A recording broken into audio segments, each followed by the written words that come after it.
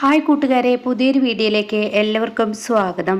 അങ്ങനെ ഇന്ദ്രൻ അവിടെ നിന്നും ഇറങ്ങിയിരിക്കുന്നു. എന്നാൽ സുശീലയാണെങ്കിലോ കയറി വരുമ്പോൾ തന്നെ ഓടിയും കൊണ്ട് വിളിച്ചിട്ട് പ്രതിഭേ പ്രതിഭേ എന്ന് പറഞ്ഞിട്ടാണ് കേട്ടോ വിളിക്കുന്നത്. അപ്പോഴേക്കും പ്രതിഭ എന്തമ്മേ എന്ന് ചോദിച്ച് പുറത്തു വന്നിരിക്കുന്നു.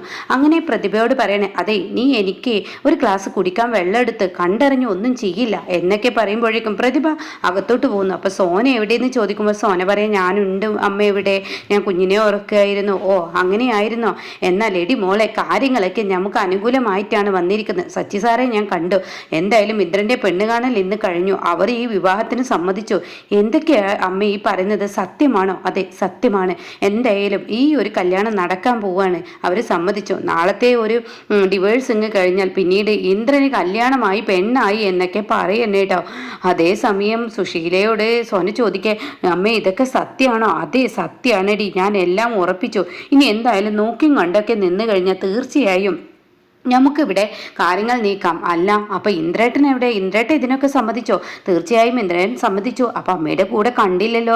അത് പിന്നെ വരുന്ന വഴിക്ക് അനന്തമാഷിനെ ഒന്ന് കണ്ടു. അങ്ങേരോട് ഒന്നോ രണ്ടോ പറയാൻ നിന്നപ്പോഴേക്കും ഇന്ദ്രന് ദേഷ്യം പിടിച്ചു. അവന് മനസ്സിന് ടെൻഷൻ എന്തൊക്കെയോ തോന്നുന്നു, അവനങ്ങ് പോയി എന്ന് പറയുന്നു കേട്ടോ. ഇത് കേൾക്കുന്ന അല്ല അനന്തമാഷിനോട് അമ്മ എന്താ പറഞ്ഞത്? അതൊക്കെ ഞാൻ പറഞ്ഞടി, തേടിയ വള്ളി കാലിൽ ചുറ്റിയതുപോലെ തന്നെ അയാൾക്ക് കൊടുക്കേണ്ടത് കൊടുത്തു. അതുകൊണ്ട് തന്നെ നാളെ ഡിവേഴ്സ് കുറച്ച് എളുപ്പമാവും എന്ന് പറയുന്നു കേട്ടോ. അപ്പോഴാ പ്രതിഭ വെള്ളം കൊണ്ടുവരുന്നത് നല്ല മാങ്ങ ജ്യൂസാണ് കേട്ടോ. അത് കാണുന്ന പ്രതിഭയോട് പറയാൻ നോക്കിയും കൊണ്ടൊക്കെ ചെയ്യാൻ പഠിച്ചല്ലോ, അത് തന്നെ വലിയ ഭാഗ്യം. മനുഷ്യനെ ആഗ്രഹിച്ചത് തന്നെ കിട്ടിയിരിക്കുന്നു. അപ്പൊ സോന എന്തോ പറയാൻ ചോദിക്കാൻ ഒരുങ്ങിയിരിക്കൂട്ടോ. അപ്പൊ പ്രതിഭയെ കാണുന്നതിനോടുകൂടി അവിടെ നിർത്തുകയാണ്. അപ്പൊ സോന പറയാണ്, അമ്മേ മധുരമൊക്കെ നിയന്ത്രിക്കണം എന്ന് പറഞ്ഞിട്ട് അമ്മ ഇപ്പം മധുരമൊക്കെ കഴിക്കുന്ന എന്താ? ഓ എനിക്ക് കുഴപ്പമൊന്നുമില്ല, ചില സമയങ്ങളിൽ മധുരം ഇടുന്നത് നല്ലതാണ്. അപ്പോൾ പ്രതിഭ പറയാണ്, ഇതിൽ ഞാൻ ഷുഗർ കുറച്ചിട്ടിരിക്കുന്നത്. ഓ ആയിക്കോട്ടെ. അപ്പോഴേക്കും പ്രതിഭ അവിടെ നിന്ന് പോവാണ് കേട്ടോ. സോനയും കൂട്ടുകൂടിയിരിക്കുന്നതെന്ന് പ്രതിഭയ്ക്കും മനസ്സിലായല്ലോ. അങ്ങനെ അവിടെ നിന്ന് പോകുമ്പോഴേക്കും സുശീല പറയാം, ഒന്ന് അവിടെ നിന്ന പ്രതിഭയെ ഒരു കാര്യം പറയാനുണ്ട്. അതെ ഇന്ദ്രന്റെ കല്യാണം ഉറപ്പിച്ചിരിക്കുകയാണ്. ഇന്ദ്രൻ ഇനി എന്തായാലും കല്യാണം ഉറപ്പിച്ചു. ഇന്ദുവിനെ ഇങ്ങോട്ടേക്ക് കൊണ്ടുവരാനാണ് തീരുമാനം. വധു ഇന്ദു ആണെന്ന് നീ അറിഞ്ഞിട്ടുണ്ടാവുമല്ലോ. എന്തായാലും വധു അവളാണ്. ഇനി വലിയ സൗകര്യമുള്ള റൂമിൽ നിങ്ങൾക്ക് കിടക്കാൻ എന്ന പ്രതീക്ഷയുണ്ടെങ്കിൽ അത് വേണ്ട, അവിടെ കിടക്കാൻ പറ്റില്ല. ഇവിടെ ചെറിയൊരു റൂമുണ്ട്, അതിലോട്ട് നീയും ഈ പറയുന്ന നിന്റെ ഭർത്താവും കൂടി മാറിക്കോ. അത് കേൾക്കുന്ന സോന ചോദിക്കാണ്, എന്തിനാ ഇപ്പൊ ഇതൊക്കെ പ്രതിഭയോട് പറയുന്നത്? അമ്മ ഒരു പണി ചെയ്തേക്ക്, സത്യേട്ടനോട് പറഞ്ഞാൽ മതിയല്ലോ. സത്യേട്ടൻ എവിടെ കിടക്കുന്നു അവിടെയല്ലേ എന്തായാലും ഈ പറയുന്ന പ്രതിഭയും കിടക്കത്തുള്ളൂ എന്ന് പറയട്ടോ. അങ്ങനെ പ്രതിഭ അകത്തോട്ട് കയറിപ്പോവാണ്. ഇതേ സമയം എന്തിനാ അമ്മ അവളെപ്പോലെയുള്ളവളോട് അത് പറയാൻ നിന്നത്? കാരണം അത് പറഞ്ഞു കഴിഞ്ഞാൽ തീർച്ചയായും അവൾ ഇവിടെ ഇപ്പോൾ ഒരു വാക്ക് പറഞ്ഞിട്ടേ ഉള്ളൂ, ഇന്ദ്രനും ഇന്ദുവുമായിട്ടുള്ള കല്യാണം നടക്കുകയാണെങ്കിൽ ഞാൻ ഈ വീട്ടിൽ ഒരിക്കലും നിൽക്കത്തില്ല എന്ന്. ആ സമയം ഇത് ചെയ്യുമ്പോൾ ഇത് പറയുമ്പോൾ അവൾ എടുക്കുമോ? ഓ അവൾ അങ്ങനെ പറഞ്ഞോ? അവൾ മിക്കവാറും അവളുടെ വീട്ടിലോട്ട് പോകും. ഓ പൊയ്ക്കോട്ടെ, എന്തെങ്കിലും ആയിക്കോട്ടെ.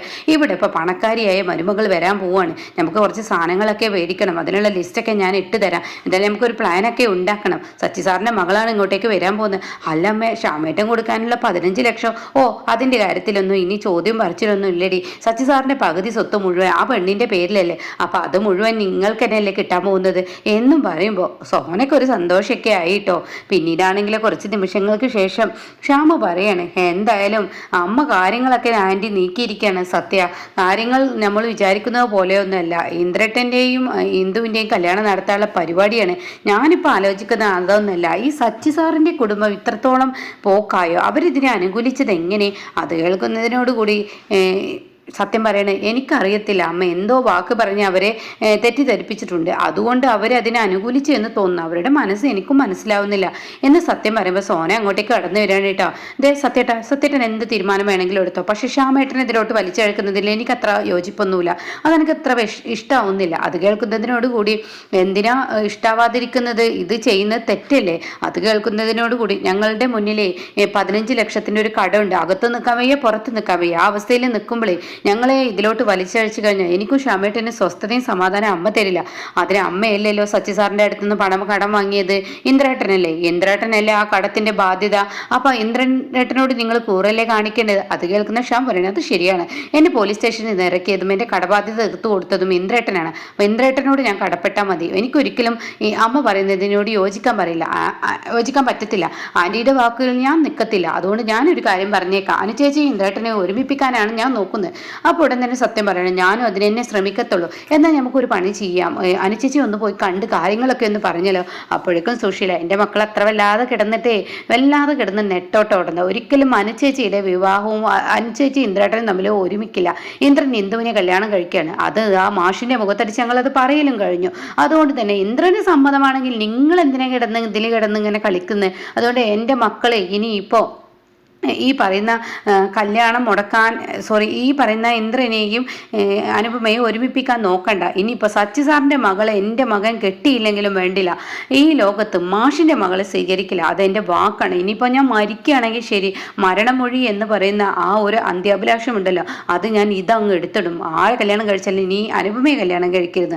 അതോടുകൂടി എൻ്റെ മകന് ഇത്രയും നാളും അമ്മയെ നോക്കി നടന്നിരുന്ന, അമ്മയുടെ വാക്കുകൾ കേട്ട് നടന്നിരുന്ന ഈ മകൻ പിന്നീട് വാക്ക് തെറ്റിക്കുമോ എന്ന് നമുക്കറിയാലോ. അല്ലെങ്കിലും ഇന്ദ്രൻ എൻ്റെ ചോരയാണ്, എൻ്റെ ചോര എൻ്റെ ഗുണം കാണിക്കും. പക്ഷെ ഇവൻ അങ്ങനെയല്ല, ഇവൻ്റെ അച്ഛൻ്റെ ചോരയാണ്. ഇവൻ്റെ അച്ഛൻ്റെ ചോര ആയതുകൊണ്ട് തന്നെ ആ ഒരു അവനൊരു വ്യക്തിത്വമില്ല, അതായത് സ്വന്തം നിലപാടില്ല, അങ്ങോട്ടും ഇങ്ങോട്ടും ചാഞ്ചാടി നിൽക്കുന്ന ഒരു സ്വഭാവമാണ്.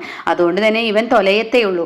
എന്നാൽ സോന എങ്ങനെയില്ല, സോനന് കുറച്ച് അച്ഛൻ്റെയും അമ്മയുടെയും കിട്ടിയിട്ടുണ്ട്. പക്ഷെ മോളെ, നീ അമ്മയുടെ സ്വഭാവം എടുത്താൽ നീ രക്ഷപ്പെടും എന്നും അങ്ങ് പറഞ്ഞിട്ട് അങ്ങ് പോകുന്നു കേട്ടോ. ഇതോടുകൂടി ഇവരോടെ പോലെയുള്ള സ്ത്രീയോടൊക്കെ എന്ത് പറയാൻ. എന്നാൽ ഓടിക്കൊണ്ട് വരികയാണ് പിന്നീട് രഘു. അപ്പം അമ്പിളിയാണെങ്കിലോ മാഷ് മിണ്ടാത്തതിൻ്റെ ആ ഒരു ടെൻഷൻ മുഴുവൻ തലക്ക് പിടിച്ചിരിക്കുകയാണ്. അപ്പം അമ്പിളിങ്ങനെ നിൽക്കുകയാണ്. അപ്പോൾ അമ്പിളി നിൽക്കുമ്പോൾ രഘുവിക്ക് എന്താ നീ മുറ്റത്ത് ഇങ്ങനെ നടക്കുന്നേ? ഒന്നുമില്ല. രഘുവേട്ടൻ പറഞ്ഞതുപോലെ മനസ്സിന് വല്ലാതെ അലട്ടുന്നു, മനസ്സിന് വല്ലാതെ ടെൻഷനാവുന്നു, അച്ഛൻ്റെ ഒരു പെരുമാറ്റവും മനസ്സിന് വല്ലാതെ ആക്കുന്നു. അപ്പോൾ അച്ഛൻ നിന്നോടൊന്നും മിണ്ടിയില്ലേ? പൊതുവേ സൈലൻ്റാണ്, അച്ഛൻ്റെ മനസ്സ് ആകെ ടെൻഷനാണെന്ന് തോന്നുന്നു. അച്ഛൻ എവിടേക്കോ കുറേ ചുറ്റിത്തിരിഞ്ഞ് വന്ന് ഇങ്ങോട്ടേക്ക് വേഗം അകത്ത് കയറി. അപ്പോൾ ഊണ് കഴിച്ചോ? ഇല്ല, കഴിച്ചില്ല. എന്തായാലും അമ്മാവനോട് എനിക്കൊരു കാര്യം പറയാനുണ്ട്. അതെന്താ?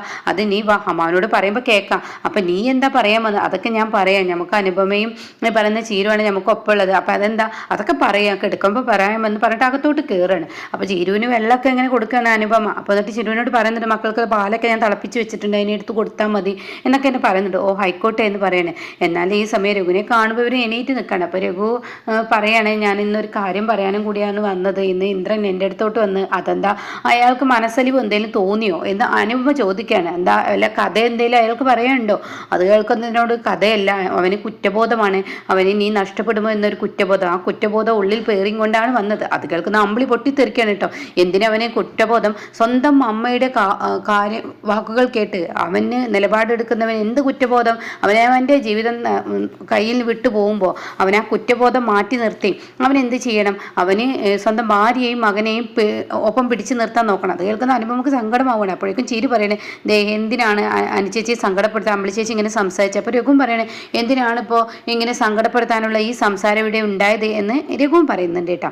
അപ്പോൾ ഉടൻ തന്നെ ഞാൻ ഉള്ളത് പറഞ്ഞതാ. അപ്പോൾ അനുഭവം പറയാം, എനിക്ക് അങ്ങനെ ഒരു സങ്കടമൊന്നുമില്ല. അപ്പോൾ ഉടൻ തന്നെ രഘു പറയുന്നുണ്ട്, എനിക്ക് അമ്മാവനെ ഒന്ന് കാണണം, ഈ പറയുന്ന ഇന്ദ്രൻ പറഞ്ഞ വാക്കുകൾ എനിക്ക് കേൾക്കണം. അപ്പോൾ മാഷി കേട്ട് വരികയാണ്.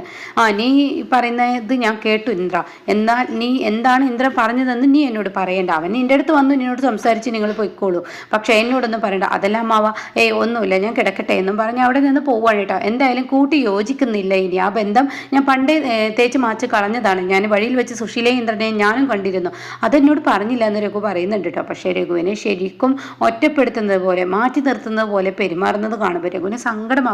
അങ്ങനെ രഘു പറയാണ്, എന്നും എനിക്ക് അവകേളനും ആട്ടും തുപ്പും മാത്രമാണ് അമ്മാവിൽ നിന്ന് കിട്ടിയിട്ടുള്ളത്. 5 മക്കൾക്ക് നിങ്ങൾ ഉണ്ടായിരുന്നു. 5 മക്കൾക്ക് ഒരു വീഴ്ചയോ എന്തെങ്കിലും സംഭവിച്ചു കഴിഞ്ഞാൽ അമ്മാവൻ എന്നോട് പറയും, എൻ്റെ മക്കളെ നീ എന്തുകൊണ്ട് നോക്കില്ല, അവർ വീഴുന്നത് നീ നോക്കണ്ടേ എന്നും പറഞ്ഞ് അന്നും കുറ്റപ്പെടുത്തും. പക്ഷെ അത് അമ്മാവിൻ്റെ ഒരു കരുതലായി, ഒരു ആങ്ങളയുടെ കരുതലായിട്ട് ഞാൻ എടുത്തിട്ടുള്ളൂ. പക്ഷെ ഇപ്പോഴും ആ കള്ളക്കടത്തുകാരൻ്റെ വാക്ക് കേട്ട് എന്നെ ഒറ്റപ്പെടുത്തുന്നത് കാണുമ്പോൾ എനിക്ക് സഹിക്കുന്നില്ല. അപ്പോൾ അത് കേട്ടിട്ട് ചീരു അങ്ങോട്ടേക്ക് വരിക. അപ്പോൾ ചീരു ഇത് കേൾക്കുമ്പോൾ, രഘുവേട്ട എങ്ങനെ സങ്കടപ്പെടണ്ട? എനിക്ക് സങ്കടമല്ല, എൻ്റെ മനസ്സിൻ്റെ വേദനയാണ്, അത് കാണാതെ പോകുന്നു അമ്മാവൻ എന്ന് പറയട്ടോ. അങ്ങനെയൊന്നും പറയരുത് രഘുവേട്ടനോട് ഈ പറയുന്ന അച്ഛന് സ്നേഹമുണ്ട്. അച്ഛൻ്റെ മനസ്സ് മുഴുവൻ ടെൻഷനാണ്. അച്ഛനിപ്പോൾ ഒന്ന് അനുചേച്ചിയുടെ ഈ ഒരു പ്രശ്നം, അത് കഴിഞ്ഞാൽ ഈ കുടുംബത്തിൽ സ്വസ്ഥതയും സമാധാനവുമായി ഡിവേഴ്സ് അങ്ങ് തീർന്നു കഴിഞ്ഞാൽ പിന്നീട് അത് ആലോചിക്കേണ്ടല്ലോ. പിന്നീട് രഘുവേട്ടൻ്റെ കാര്യത്തിൽ അച്ഛൻ തീരുമാനം എടുക്കും. അതുകൊണ്ട് പേടിക്കാനൊന്നുമില്ല. എനിക്ക് തോന്നുന്നില്ല, അമ്മാവൻ എന്നും എന്നെ ഒറ്റപ്പെടുത്തലാണ്, എല്ലാ തെറ്റുകളും എൻ്റെ മേലിടാനാണ് അമ്മാവന് ഇഷ്ടം എന്നൊക്കെ രഘു പറയുമ്പോൾ അങ്ങനെയൊന്നും പറയരുത്. രഘുവേട്ടൻ എന്തെല്ലാം തെറ്റുകൾ ചെയ്തിട്ട് അതിൽ നിന്നൊക്കെ ഈ പറയുന്ന അച്ഛൻ രക്ഷിച്ചു കൊണ്ടുവന്നിട്ടില്ലേ എന്ന് പറയാൻ കേട്ടോ. എന്നാൽ ഈ സമയം ഈ ഒരു കാര്യങ്ങളെല്ലാം കേട്ടിട്ട് സോറി അമ്പിളിയും പറയാൻ കേട്ടോ, അത് ശരിയാണ് എന്ന് അമ്പിളിയും പറയുന്നുണ്ട് കേട്ടോ. അങ്ങനെ രഘുവേട്ടൻ ഞാൻ ഭക്ഷണം എടുത്തു വെക്കും, അപ്പോഴേക്കും രഘുവേട്ടൻ അങ്ങ് എത്തിയേക്ക് എന്ന് പറയാൻ. അത് കേൾക്കുന്ന രഘുവിന് വലിയ താല്പര്യമൊന്നുമില്ല കേട്ടോ. ഞാൻ വന്നേക്കാൻ ശരി, അതൊന്നും പറഞ്ഞാൽ പറ്റത്തില്ല, വേഗം വന്ന് ഭക്ഷണം കഴിക്കുക എന്ന് പറയുന്നുണ്ട് കേട്ടോ. പക്ഷേ മനസ്സിന് ടെൻഷൻ തന്നെയാണ്. എന്നാൽ ഈ സമയം സത്യനാണെങ്കിലോ ഈ പറയുന്ന എന്തുവിന് വിളിച്ചിരിക്കുകയാണ്. അപ്പോൾ എന്താ സത്യത്തെ ഭാര്യയോടുള്ള പേടിയൊക്കെ മാറിയോ? ഭാര്യയോട് പേടിച്ചിട്ടല്ല, ചില കാര്യങ്ങളിൽ ഒരു കാര്യം അറിയണമെന്ന് തോന്നി, അതുകൊണ്ട് വിളിച്ചതാണ്.